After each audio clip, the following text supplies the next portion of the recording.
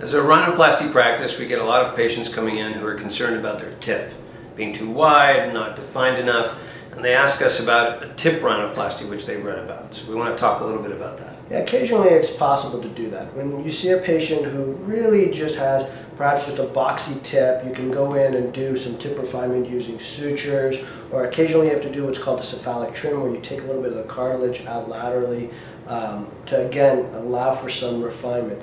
But the reality is, for most of those patients, you can't really just bring the tip in without affecting a lot of the rest of the nose.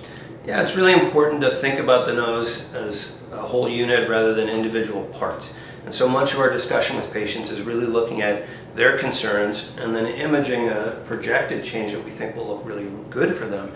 And then there's a lot of back and forth discussion about what do we really need to do to change things to help them really achieve their goals. Absolutely. So if it's true that just the tip is a little bit droopy, or if it's just a little bit boxy, yes, that's an indication for potential just tip rhinoplasty. But for the most part, you want to have a comprehensive view of the nose and really see it as a unit. And if the rest of the structure is okay, then yes, tip rhinoplasty is indicated. Otherwise, you should really think about getting the whole nose fixed.